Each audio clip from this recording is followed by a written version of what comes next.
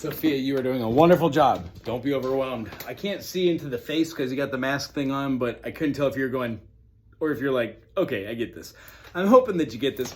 I'm not trying to give you too much information, but I saw that you were sucking it up like a sponge. So remember, all of this information is just superfluous. What we really want to have as our walk away is that the guitar makes sound, and when we put our fingers certain places, it does that. There's only 2 places we put our fingers, and possibly a third, if not a bar chord, and then we use those same types of chords that we learned down here just to move them up and down the fretboard.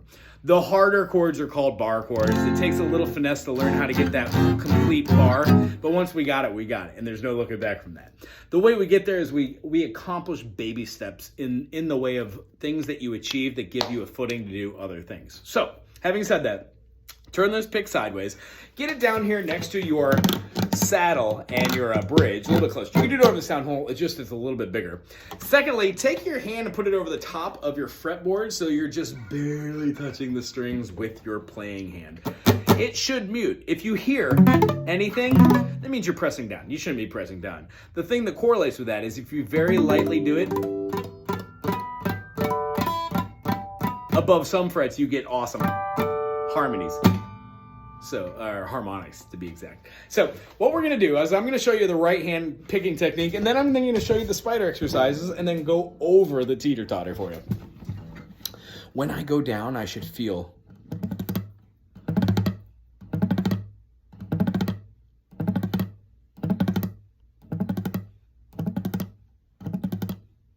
hear how they're all even? So if I were to do 3 down and 1 up, it has to be in rhythm.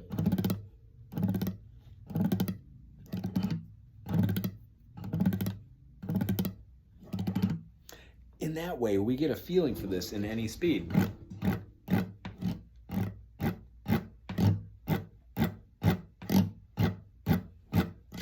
Now that we have that concept, we can do up and down. I generally won't break my up and down rhythm, but I will have 1, 2, 3, 4, 1, 2, 3, 4, 1, 2, 3, 4. If I do a 8th note, 8th note, 8th note, 8th note, it's just a down up. So I would have quarter, quarter, quarter, 8th note, quarter, quarter, quarter, 8th note. That practice is a downstroke, downstroke, downstroke, downstroke, upstroke, which means there are rest, down, rest, down, rest, down, rest, down, up, which means you have 3 rests that are in there. We will go over rhythm on the right hand, but for this week, try and go between your 1 string, 2 string, 3 string, 4 string, 5 string, and then 6 string.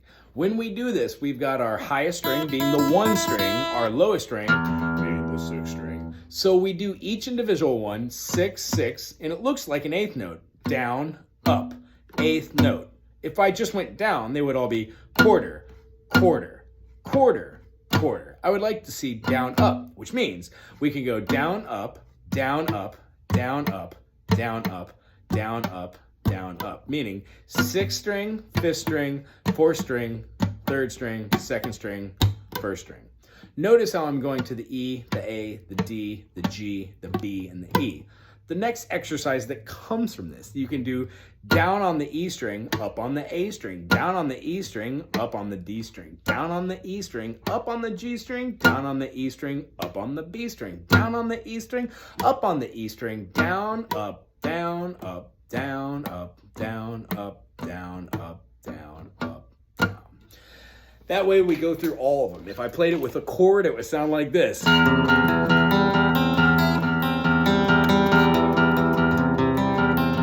Notice how bell going back and forth is very interesting. If I do it just on 1 note, it sounds like this with a chord.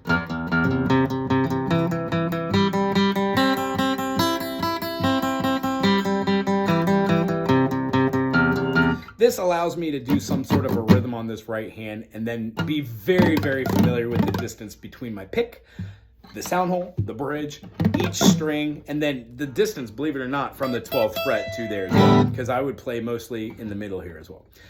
On this other hand, when we're doing that sort of thing, the creature comfort that we want to do is just stabilize 1, 2, 3, 4, 1, 2, 3, 4, 1, 2, 3, 4, 1, 2, 3, 4. Notice how I'm moving up and then my fingers are slowly moving up like a spider, which is why I call these spider exercises. When you get through, the only thing that you're adhering to is these are pointy notes, not flat notes. When we play them, we want to leave at least a little gap in between each finger so our fingers go in the middle of the fretboard. And try. When you get that pinky out here, that you don't let your other fingers over here kind of like go out in the middle of nowhere. You want to keep them towards the fretboard.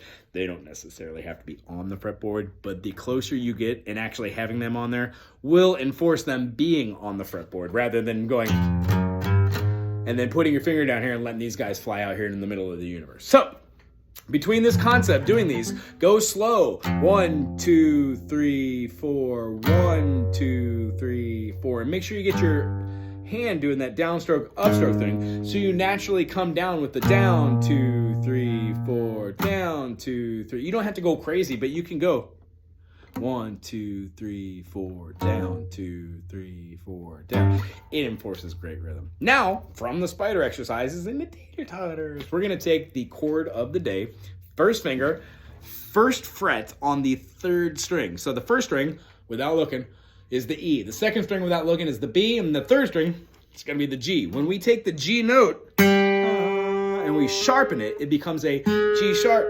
So when we take that G sharp, put our second finger on the A string, the fifth string, A, B flat, B, and leave it there. And then put our third finger right above that on that, fourth string, the D string.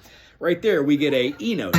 So between a E, G sharp, and a B, that is our major triad. E, G sharp, F sharp, E, F sharp, G sharp, A, B, E, G sharp, B. That's our major triad. As we noticed in practice, when we play just that chord, all the other notes that you aren't pressing down, that are just depressed, is that a word? Yeah, depressed. Those are also those three notes, the E, G sharp, and B. So when we learn how to play this like this and like this, we're functionally using all three fingers and then bringing this one on to play the same note, but right there. Therefore, I can move this up and bar to make it E, F, F sharp, G, G sharp, A, so on and so forth. Works also with the A major chord, A, B flat, B, C, C sharp, D, E. It also works with the D major chord, D, D sharp, E, F, F. They keep going. So each one of these chords that we learn from these C, D, E, F, G, A, B,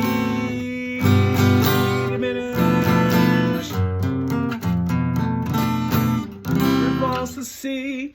What we do is we go through the concept of there are major chords, minor chords, minor chords, major chords, major chords, minor chords, diminished chords, and then major again. If everything was just major, major, major, major, major, major, major, boring, it would be super major boring with all just majors. So what we do is we learn how to play a major type of chord, a minor type of chord, and then how those correlate with other chords, whether they're major or minor. In each major and minor chord structure, you're gonna have one weird chord called the diminished. It will sound weird, but eventually we will learn that those diminished chords, like a E diminished, is gonna resolve to a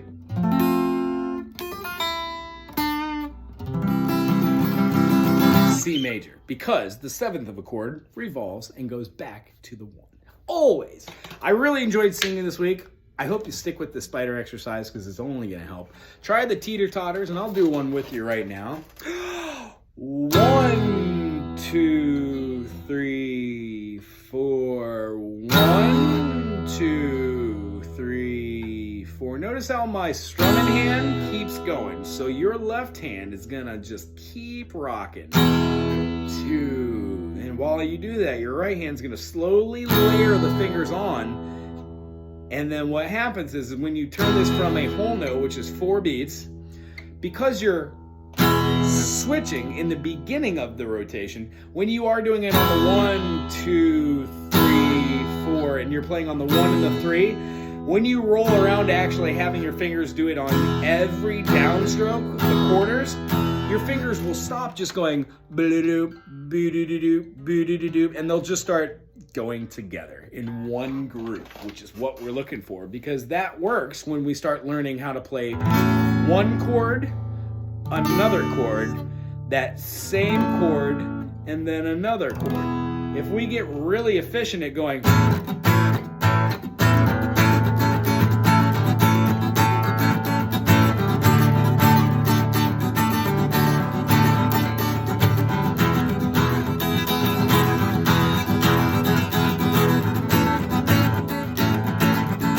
all the same chord with different fingers now.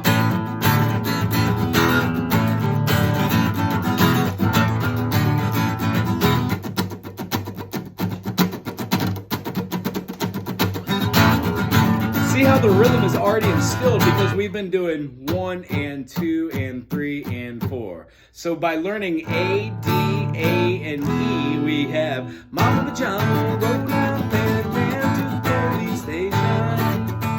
When Papa found out, he began to shout. He started the investigation. Was against the law. Was against the law. What the people saw was against the law.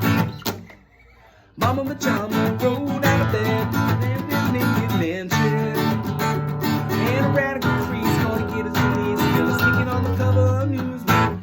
Song called Me and Julio Down by the Schoolyard. And to be able to accomplish the end of that where it goes D or A D A A E A G D D E A D A A E A G A A E in rhythm of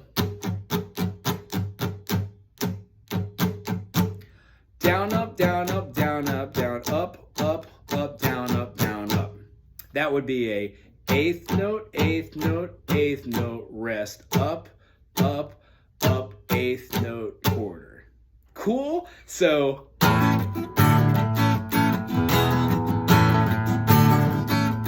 becomes the rhythm, and then we practice it slow, and that's a pretty interesting, difficult song. That's something way to work up with. Other than that, we will work on doing stuff like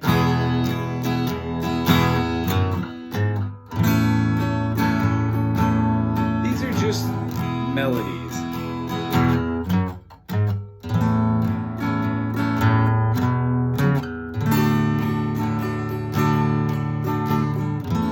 And notice how I'm playing just the same type of chords. Our chord of the week is this E major. Practice it with that teeter-totter, and I guarantee you by the time we've got 3 or 4 chords underneath our belt, we're gonna be playing some pretty fun stuff. Also, can you tell me a band or an artist that you really enjoy? If you don't have a particular one, I could find something too. I'll verify that it's okay with you, and then we'll go from there. Anyway, it's nice seeing you. Be well. Until then, aloha.